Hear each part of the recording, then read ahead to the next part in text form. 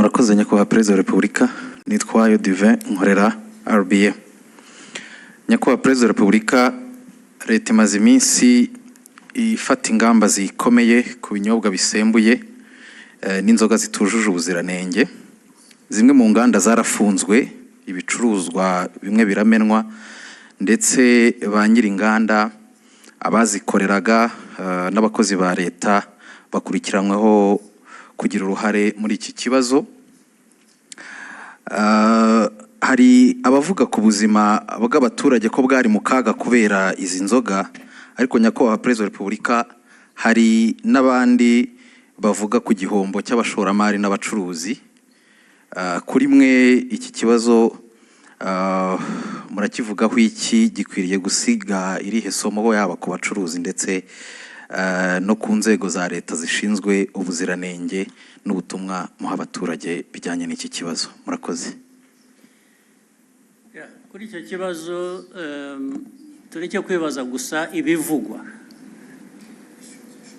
Kwibaza ibivugwa, abantu bavuga ibintu bashatse ibyo ari byo byose bitewe n'imitekerereze yabo cyangwa uko bifuza.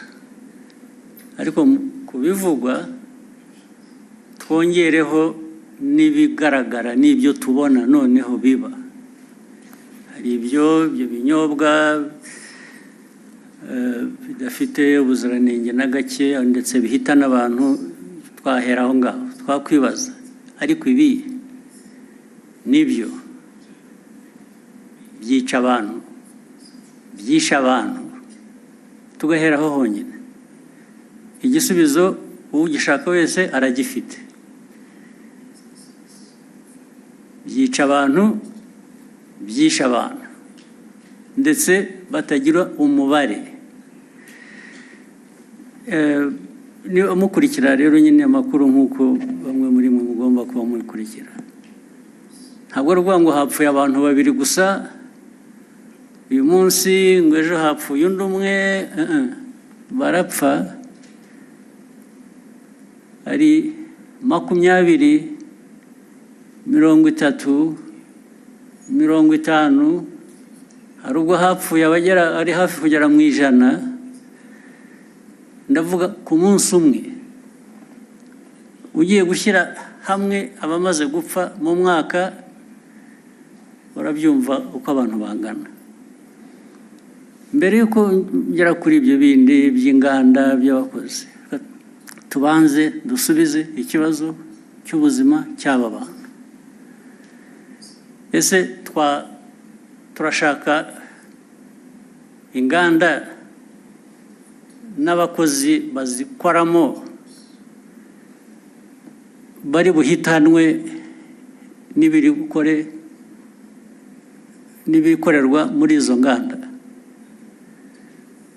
cyangwa turashaka ibihitana abantu batwaye mu nganda kugurisha ibikenewe n'izo nganda? Ukajya muri izo nganda ugatwara ibyo inganda zikoresha, warangiza wataha wakwifuza gufata ku byavuye mu byo watwaye mu nganda ukahagwa. Ibyo ni ubuzima abantu bakwiriye kuba bemera bakurikira. Ariko noneho wenda turavuga ibya hano gusa, nabyo kandi bifite agaciro, ari nabyo duhereyeho. Ibyo binyobwa byica abantu nta nubwo ari ibikorerwa hano cyangwa ibituruka hano gusa, hari n'ibituruka hanze. Ibituruka hanze bizanwa bituje ubuziranenge, bikica abantu.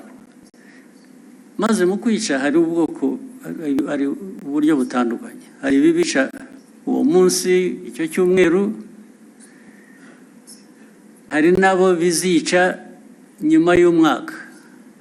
Kwica buhoro ukagenda uko binywa bikagenda bikwica kugeza igihe umuntu anogoka nyuma y'umwaka.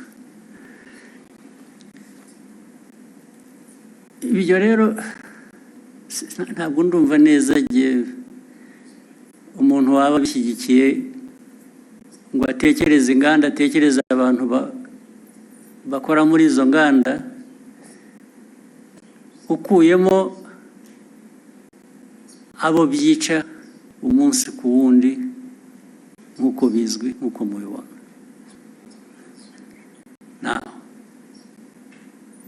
Abo rero reba nk'uruganda cyangwa uburyo abantu bateguye ibyo binyobwa, byaba ari mu ruganda, byaba ari mu rugo, byaba ari hehe, byisha abantu uyu munsi. Birongeye wowe ibyo ukora, ndavuga ahantu hamwe, birongeye byisha abandi uwundi munsi, ikindi gihe birongeye byisha abandi. I'm talking about the same place, ndavuga ahantu hamwe, birongeye byisha abandi ahandi ikindi gihe. Ukavuga ngo urakora ikize, ariko noneho usibye wowe ubikora bikica abantu. Iki gihugu kiyoborwa gite? Igihugu cyareka abantu bagapfa gusa kikarebera cyo kiba ari igihugu ni igihugu gifite imibereho imeze ite? Ni nayo mpamvu bariya bashinzwe imirimo itandukanye ireba iby'ubuziranenge, uvuga bakurikiranwaho, babazwa ibyo babazwa, nicyo bagiriyeho. Izo nzego zigiriyeho kureba ngo ibikorwa ibyo ari byo byose ntabwo byica abantu, ahubwo ni ibifasha ubuzima bw'abantu gutera imbere. Bamwe muri aba rero ndibwira ko babifitemo uruhare, ndetse bashobora kuba bafite n'uruhare muri izo nganda, cyangwa se abafite izo nganda babahuma amaso bakareka ibintu byabo bigahita bikajya kwica abantu. Ibyo niko ntekereza, ariko noneho bazabyisubiririza igihe ikurikiranweho. Ibyo ngibyo nibo bazabisubiza, nta wundi wabibasubiza. Si ibyo gusa, n'ibindi tumaze iminsi tuvuga, niba mubikurikira, ibiyobyabwenge, abantu hari ibyo binyobwa, hari ibindi by'ibiyobyabwenge abantu bahinduye, mwagiye murabiririmba, mubyita amazina y'igitangaza, mugira mute, birica abantu, birica abana, birica abantu batoya. Iki gihugu n'abakuru hari ababirimo, ndetse birica abantu. Igihugu cyaberaho kugira ngo kirebere abantu bapfa, abantu bacyo bapfa. Ntuvuga ngo hatazagira ubaza bakwiriye kubaza impamvu abantu bapfa, ntabwo ari ukubaza impamvu ibyica abantu bicibwa. Kuri iyo ntambara rero, abanyumva cyangwa n'ababirimo bo babyiteguye, ntabwo abo turaza guhangana nabo nyine, baraza kujya ku murongo uko bikwiye. Abantu bazi icyo bisaba, baragishoboye, ariko ibyo kujya kuzana imico n'imikorere yica abantu aho bayivana birabareba aho ngaho handi, niba barabyemeye. Ibyo ntabwo bireba, ntabwo aho handi handeba. Njye n'umuyobozi w'iki gihugu ndareba iby'iki gihugu n'abanyarwanda, no gukorana nabo kugira ngo bashobore kumenya ibibafitiye inyungu n'ibitabafitiye inyungu. Ushaka rero kurenga amategeko cyangwa gukora we kubera ko agomba gukora uko yifuza, ibyo ari byo byose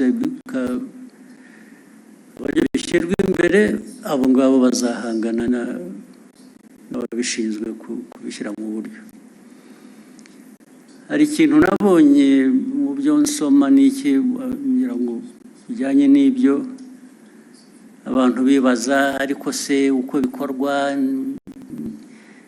kunenga uko bikorwa, uko bishyirwa, ndavuga uko bikurikiranwa, uko abantu bafatwa, uko bagira bate, uko bagenzwa bishobora kuba birimo ikibazo uko abantu bavuga ibyo mbona. Ibyo niba ari ikibazo, ni ikibazo gitoya ugereranije n'ikibazo kiriho gishaka gukemurwa, ariko icyo ni ikibazo gishobora gukemuka. Inzego zibishinzwe baba bakora ibintu bitari byo, bakwiye kubihindura, ariko ntabwo byavana abantu ku ntego yo guhangana n'icyo kibi abantu bagomba guhangana nacyo. Byo kujya abifuza ko abantu babirwanya ariko babivuga neza, bogeza babirimo, icyo ni ikindi kibazo cyoroshye gukemura. Imboni TV, imboni ya rubanda.